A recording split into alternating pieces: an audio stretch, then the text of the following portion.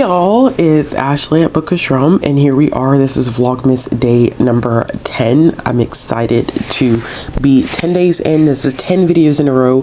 That means we only have 15 days left until Christmas, and if you celebrate Christmas, 15 days left, which means 15 more videos to go, but I've gotten 10 out of 25 done, so that's an incredible feat. So I'm not going to do a long intro today.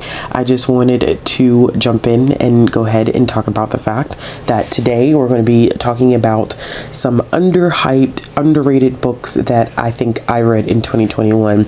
And the reason why I came up with this idea is I actually ended up doing a similar video to this last year where I think I talked about like just underrated, underhyped books overall, but I decided to do it with books that I had read this year that I didn't think got enough love, whether they were published this year or not, or whatever the case may be. I just feel like these books need more love, and I ended up reading them in 2021. I got this idea because there's this Christmas song that's called Give a Little Love at Christmas, and I'm thinking like, give a little love, like these are some books that need like a little bit more love. They need a little bit more loving. We should give them a little bit more attention. So I think I have about 12 books here, maybe 12, in between 12 and 15, ranging from, you know, all different aspects, whether it's graphic novels or it is, you know, broken down into different age categories. It's a little bit of something.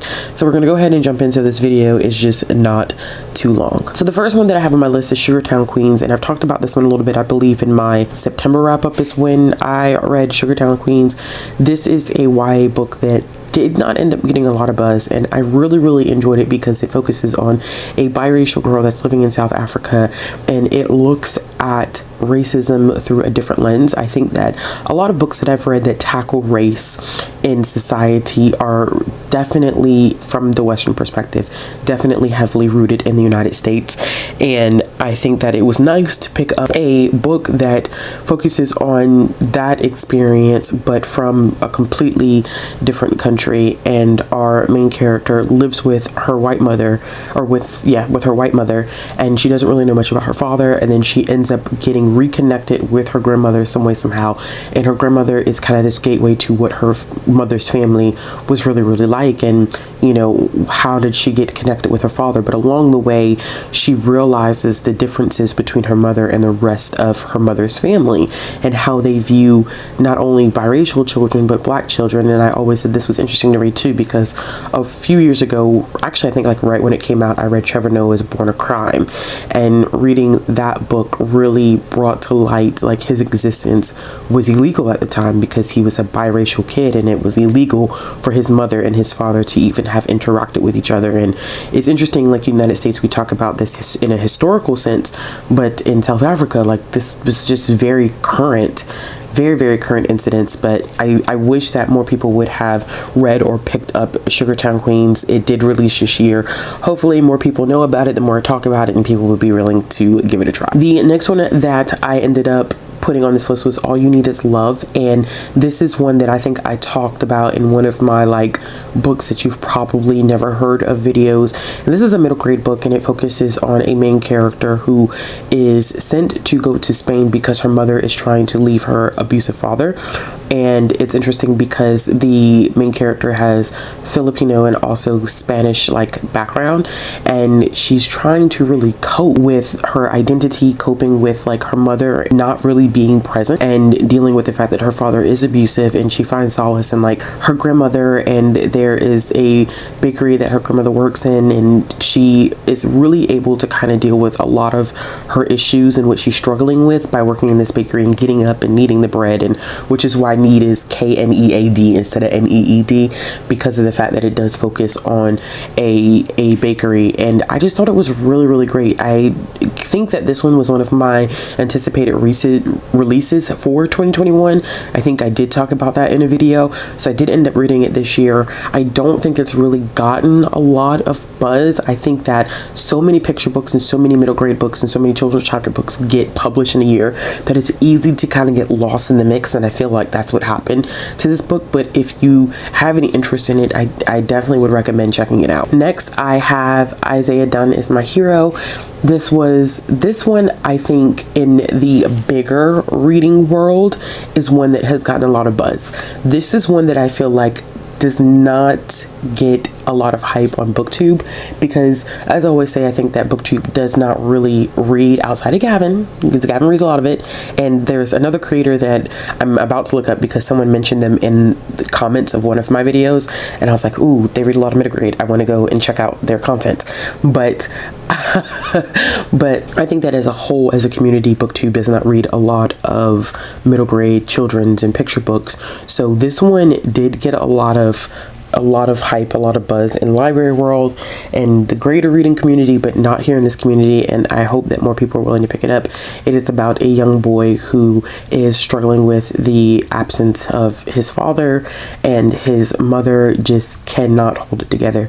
She struggles with alcoholism, and it is clear that she's not in a place to really support her children. They face homelessness, they are very transient, and Isaiah finds solace in his dad's poetry. I don't know, I'm not going to talk about his dad because I can't remember if it's a spoiler or not, so I want to refrain from saying it, but he finds solace in his dad's writing, and he ends up doing his own writing, and that's where he really ends up finding himself. But it's just the resilience of kids is really, really seen in this book, and that's why I ended up loving it so much, and I hope that more people do end up picking it up whenever they get the opportunity to. The next one that I have is another middle grade, and I know that this one did not get a lot of hype anywhere, and this is Fighting Words, which it is a very, very tough read, but it was a 5-star read for me. Another middle grade book. It's quite a few middle grade things on here. It's quite a few middle grade things on here, but that's okay.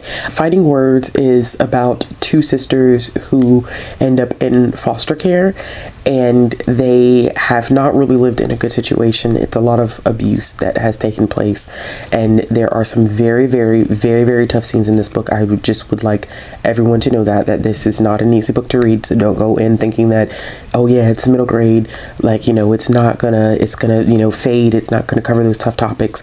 It definitely does. They end up in foster care with a great, great, great individual, but you end up seeing the after effects of what happens to these girls after going through so many traumatic experiences.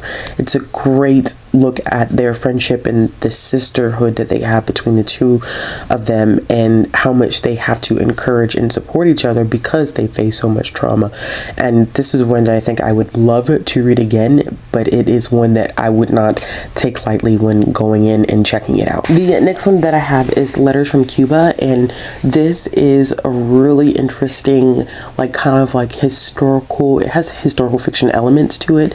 I think I would just classify it as historical fiction, and it is another middle grade book, but this is one that really looks at the experience of a family that was living in Europe. They're fleeing from Nazi invasion, and they are Jewish, and I think we hear a lot about how members of the Jewish community left Europe and ended up in like the United States, but I did not know that a lot of individuals that left also ended up in Cuba. I did not know that Cuba was a place where a lot of individuals end up going, so this focuses on a daughter and her father as they leave there. I feel like they were in Poland.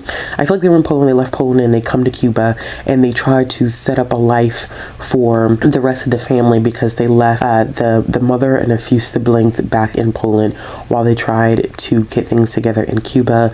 And the discrimination that they faced being in Cuba, and how they tried to cope with living in a completely different country, a country that they were not familiar with, in a country where they didn't speak the language, all, you know, because they needed to protect themselves.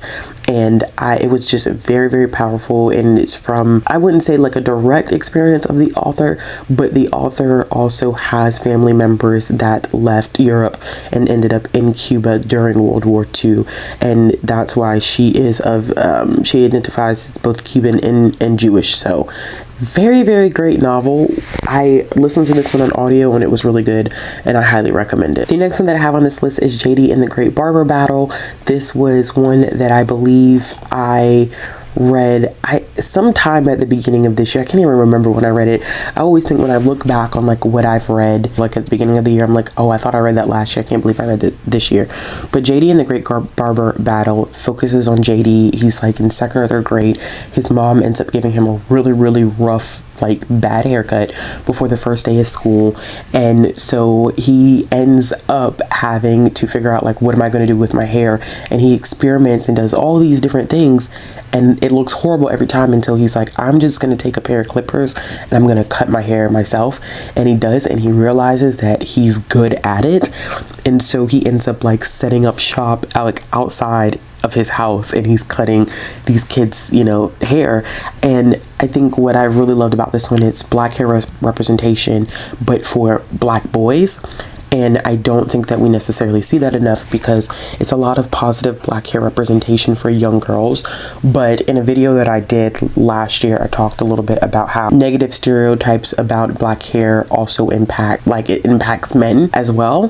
So I think that this is a great way for that positive experience to be highlighted. And the barbershop is a huge part of black culture. It's a huge part of black hair culture. So this is just great. I need to finish the 2nd and 3rd book in the series because they both have come out now, and I'm just really excited to read them. Next, I have Chlorine Sky, which is a YA book that is written in, is it written in verse? No, it's not written in verse. I don't think Chlorine Sky is written in verse.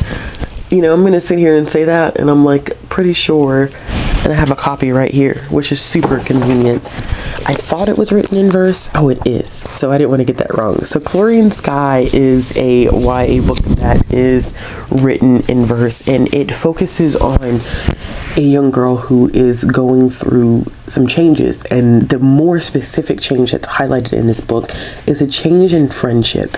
And every time I talk about this book, every time I review this book, or I book talk it, or like I try to recommend it, it is a book that I wish I would have had growing up, for the simple fact that it talks about the heartbreak that is associated with friendship.